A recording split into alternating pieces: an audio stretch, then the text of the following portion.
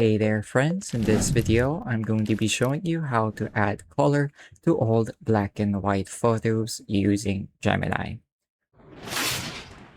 So this is really great if you have some old family pictures that you'd like to digitize or maybe modernize, and it works really seamlessly. So once you've signed into Gemini and start a new chat, go ahead and click on the plus button and then click on upload files, and you should be able to navigate to the photo that you want to add color to. In this case, I'll be using this one. It's just a scanned copy of some old film photos taken from way back.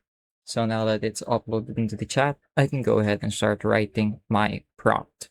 Feel free to copy whatever I type, but you can also make adjustments wherever you see fit just to suit your needs a bit more.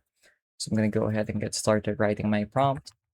I want you to add color to this black and white image. Additionally, I want you to increase the sharpness and image resolution. Now that I'm finished writing the prompt, I'm very satisfied with it. I'm going to go ahead and press enter. So usually this only takes about a few seconds. Gemini is really good at processing this kind of stuff compared to something like ChatGPT, for example, based from my experiences. So it's going to take the picture and it's going to analyze it.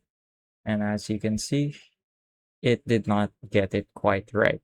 So it's really easy to fix this. Just go ahead and click on redo and go ahead and click on try again. So here is the finished photo. As you can see, it's a lot better. The first one was kind of a hallucination, I would guess, where it created a whole other picture separately.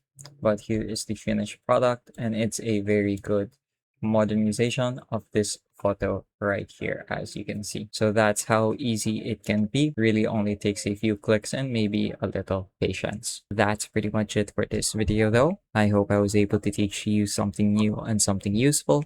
And as always, thank you for watching.